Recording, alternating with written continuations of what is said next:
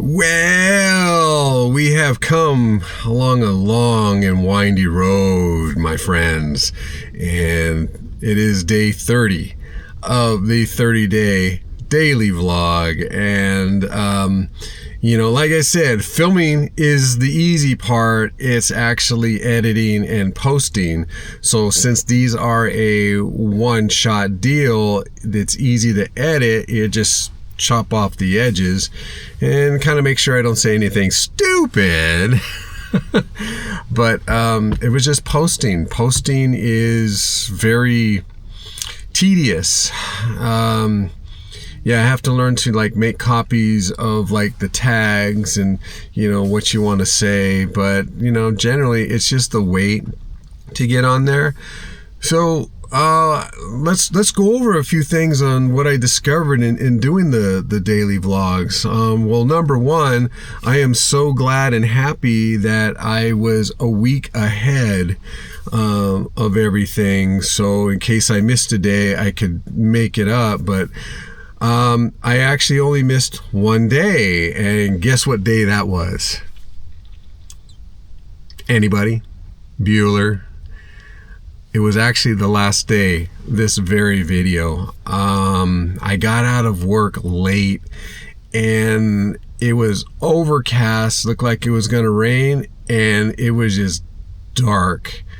So it's just kind of like I can't really film, but you know what? You guys won't even notice unless I say something. But I was able to stay consistent with filming after work, at home, if I was at Knott's Berry Farm.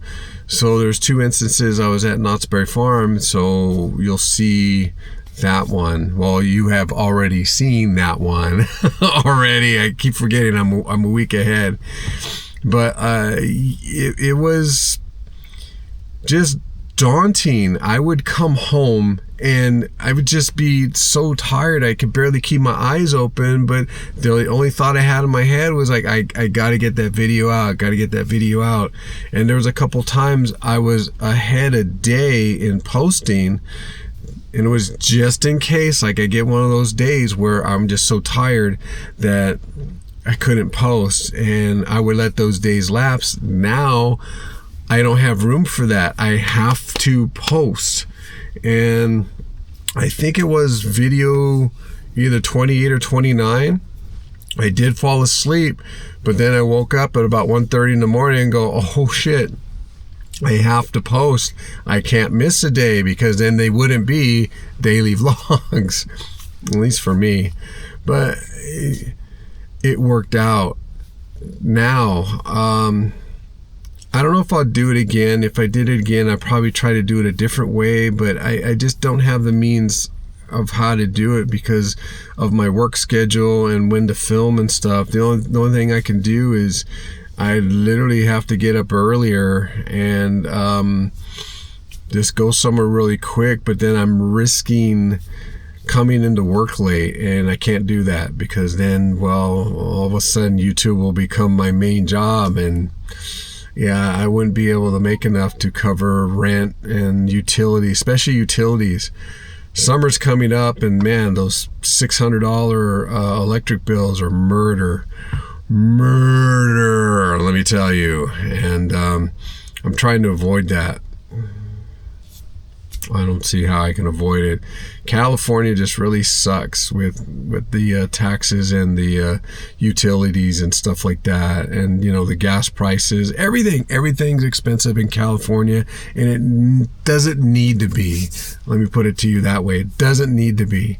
But anyway, I'm going in a direction that said I would not go. So, but yeah, it was just, I like the idea of filming every day. Some of the tough things were trying to find a subject to talk about, but sometimes I would just improvise, and that's part of the thing I wanted to work on, was to be able to turn on the camera and just talk, tell a story, come up with a thought, and then run with it. And I did that a couple of times. Only because sometimes I tend to ramble and then go off subject a little bit and then come back, And I just wanted to try to do that. And whether I did successfully or not, I'm not sure. That's up to you guys. But I do know when I started going off track, I would get back on track and continue off with the story. And that's not an easy thing to do because you can lose your place really quickly. And I think a couple of spots I did do that.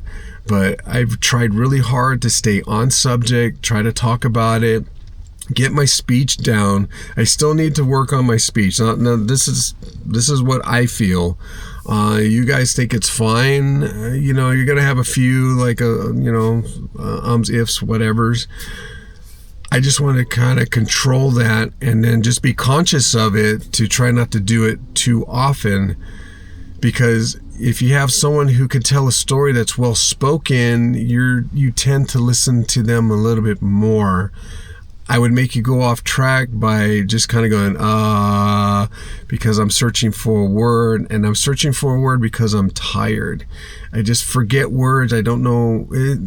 When I get to that point, it's just, I just don't feel like talking because I'm just not in the mindset or mood. But filming every day kind of brought that out to where I needed to talk because I needed subject matter to talk about, and I didn't prep.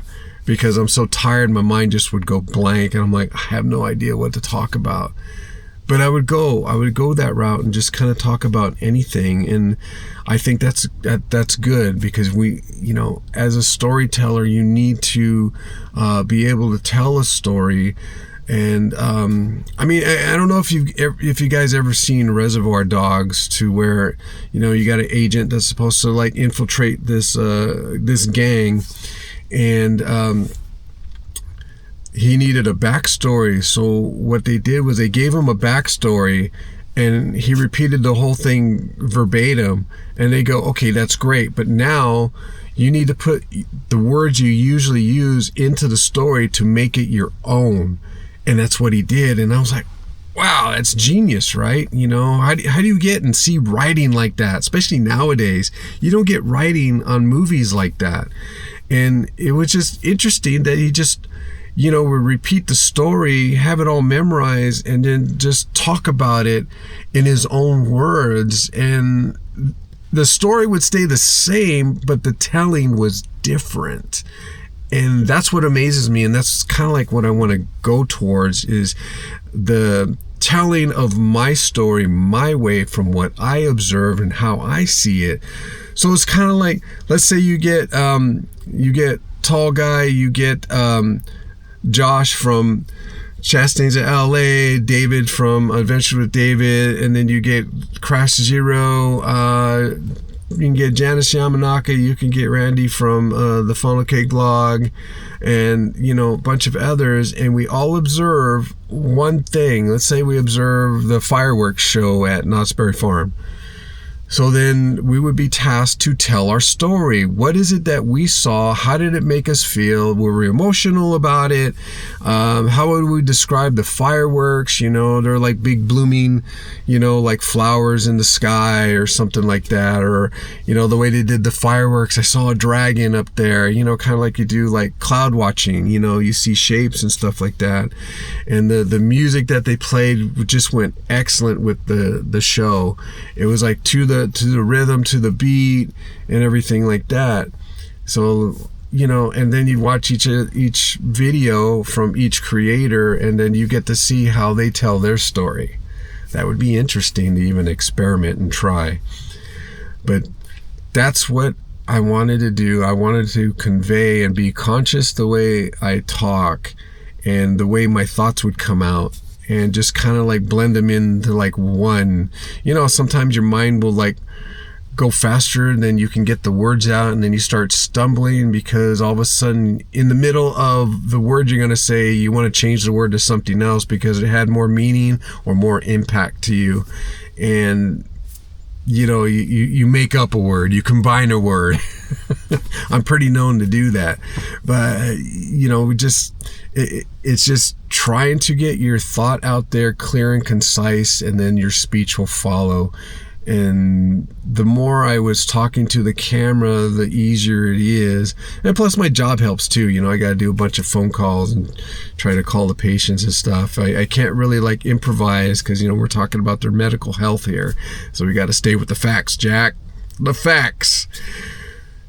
But that's what I wanted to do with this little experiment, is just get myself to, for my benefit, to speak a little bit better, get my words out, be clear and concise of what I want to talk about, the subject matter, and, you know, whether I'm going to rate something, and then kind of convey all this to you guys in a story and kind of make it interesting. I know there's areas to do it. You got the situation, you got the plan, and then you got the, what they call it, the end part. And there's another word for it, so I don't want to go in the middle of it. The solution to the problem. So, you know, you want to, that's how you want to tell a story, but not everything's going to have, you know, a problem. You got a plan and then you got a solution. Not every story is like that. There's stories that are open-ended that have no solution, and you're telling the story so you can find a solution to the problem that started the whole story. And that's what makes it interesting. And that's where I want to go, and that's why I practice this. But I'm actually kind of sad and kind of happy at the same time that this is ending. I will most likely do one last video, the 31-day video, and it's just going to be about what effect did it have on my channel. And, you know, I'll tell the story about that. But this one, I really kind of dug the experience, and kind of like, I don't want to say forcing me to do it, but it's kind of like I would go in and know that I have to get this out. Now, the only problem is because I know how long it takes, I usually wait till the last minute and then put it up. But I did learn not to, if I do have like a single shot video like I've been putting out with these daily vlogs, to go ahead and process it without having it upload it directly from DaVinci Resolve to YouTube, because it would take forever.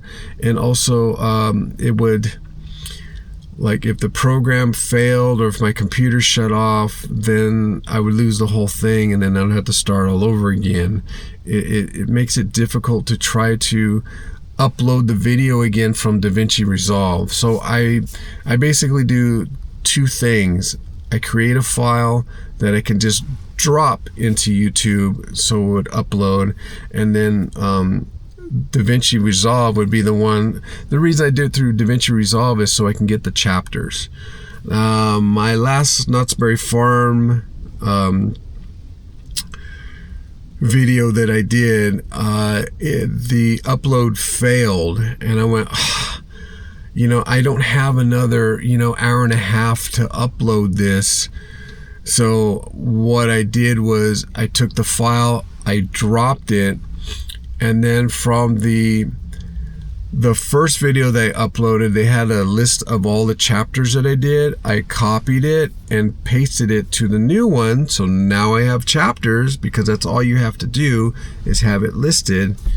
And I had to just, you know, copy everything from the failed upload to the new upload that was going in, and then I was able to release that video the day that I wanted to, not the next day, because, you know, what happened was my computer shut off, and so it broke the link to the upload, and then it just failed, and there's no way to restart it to start it where it left off. So it's basically, you really had to process the whole video again, and then it'll start uploading again. That's something that DaVinci needs to fix. So in case there is a failure, you can restart it again, and then it should start up where it left off. But again, I don't know if YouTube would allow it. So I was able to get around having DaVinci upload, and I'll just drop in the file, and it seemed to go a lot faster than that. But if I need chapters in there, I still have to do it through DaVinci Resolve, unfortunately.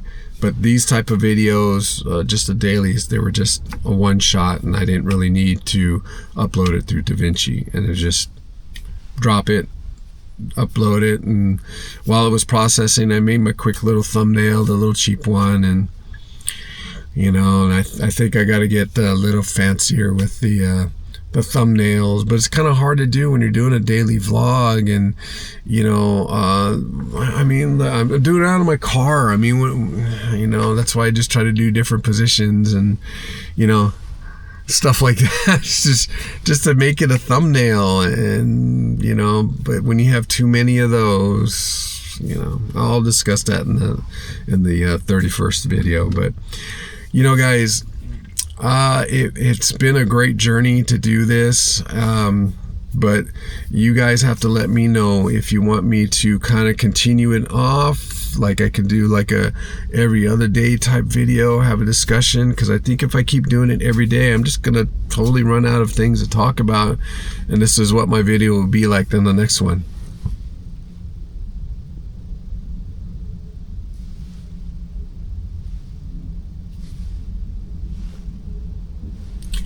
Yeah, it'd be a whole lot of nothing. But yeah, no, this is actually good. I think everybody should do something like this and make the uploads consistent, and see what you get. And maybe not to this extreme, but if you're going on adventures and you film it a certain way to where you can edit it faster, then you could probably do dailies while you're still doing adventures and do food reviews or whatever, and then just have a interesting thumbnail, and people most likely watch, and you'll probably get more subscribers and likes and stuff like that. So, but if you do the same thing that I do, would you get the same results? I don't know, because I'm going to talk about it in the next video. I keep trying to bring it up. Anyway, guys, thank you guys for watching. I really appreciate you guys. I love the comments that you've been leaving, and the care that you have with this community, with me. I think it's wonderful. I think it's great, and I want to continue this for as long as I can. And just keep building the community, and show the love and all that for each other, and show the excitement of why you watch these videos. I think it's great. So, but anyway, thank you guys, and I wish you guys have a good weekend. Have a good night.